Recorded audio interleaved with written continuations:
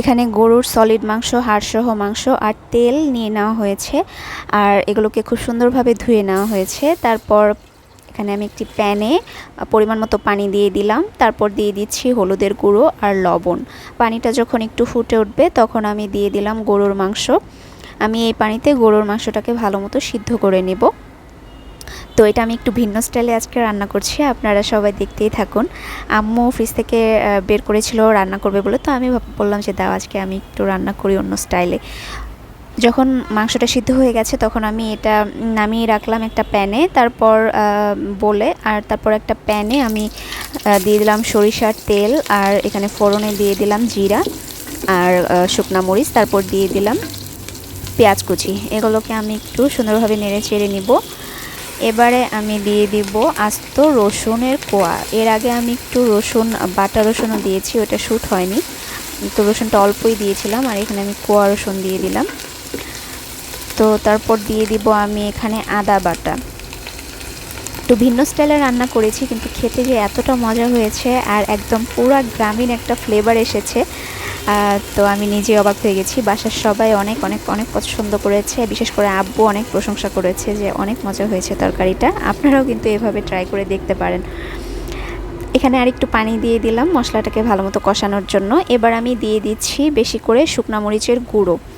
তো শুকনো মরিচের গুঁড়োটা আমি একটু বেশি পরিমাণেই দিচ্ছি, কারণ গ্রামীণ ফ্লেভারে যেহেতু আমি রান্না করতে চাচ্ছিলাম, আর গ্রামের মানুষরা তো একটু ঝাল বেশি খায়, আর হচ্ছে গরুর মাংসে ঝাল বেশি না হলে এমনিতেই ভালো লাগে না। গরুর মাংসটা যদি একটু ঝাল ঝাল হয় তাহলে খেতে একটু বেশি টেস্টি হয়।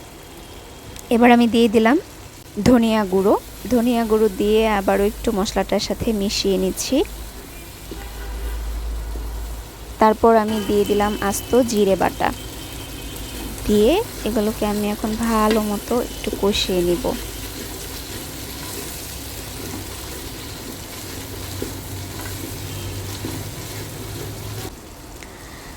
তারপর আমি আবারও একটু পানি দিয়ে দিলাম, আর একটু ভালো মতো কষানোর জন্য মশলাটাকে। যেহেতু আমার গরুর মাংসটা আগেই সিদ্ধ করে রাখা হয়েছে, তো গরুর মাংস দিয়ে তো আমি বেশি করে পানি দিয়ে সিদ্ধ করব না অবশ্যই, অবভিয়াসলি, সেজন্য আমি মশলাটাকে আগেই ভালো মতো কষিয়ে নিচ্ছি।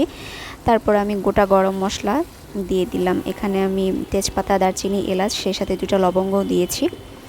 তো এই স্টাইলে রান্না করতো আমার ফুপি, এভাবে রান্না করতো যে গরুর মাংসটাকে আগে সিদ্ধ করে নিত। আর ওইটা থেকে আমি একটু অনুপ্রাণিত হয়ে ভাবলাম যে একটু ওই স্টাইলে রান্না করি, আর একটু গ্রামীণ ফ্লেভার আনার জন্য একটু বেশি করে শুকনো মরিচ দিই। তো সেই চিন্তাভাবনা থেকে আমার এইভাবে রান্না করা, কিন্তু অনেক মজা হয়ে গেছে আসলে তরকারিটা। তো মশলাটা যখন আমার কষানো হয়ে গেছে তখন আমি গরুর মাংসটা দিয়ে দিয়েছি পানি সহ। আমি এখানে আর কোনো পানি ব্যবহার করব না। আমি যেহেতু গরুর মাংসটাকে আগেই সিদ্ধ করে নিয়েছি, তাই এখানে আমার বেশি জাল দেওয়ার প্রয়োজন নেই। আমি শুধুমাত্র গরুর মাংসটা ভিতরে যেন মশলাটা ভালো মতো ঢুকে, সেটার জন্য আমি প্রায় 15 থেকে 20 মিনিটের মতো আমি জাল করে নেব ভালো মতো। তো এর মাঝখানে আমি একটু নেড়ে ছেড়ে দিয়েছি মাংসটাকে। আমার মাংসটা একদম সুন্দর মতো রান্না হয়ে গেছে, আর খুব সুন্দর একটা ফ্লেভার বের হচ্ছে। দেখতেই পাচ্ছেন মাংসটা দেখতেও যতটা সুন্দর হয়েছে, খেতেও ততটা লোভনীয় হয়েছে। আপনারা একবার হলো এভাবে ট্রাই করে দেখবেন আর বলবেন যে না আসলেই তরকারিটা খেতে ভীষণ মজাই লাগে, আর একদম গ্রামীণ একটা ফ্লেভার অ্যাড হয়। তো সবাই অনেক অনেক ভালো থাকবেন, সুস্থ থাকবেন।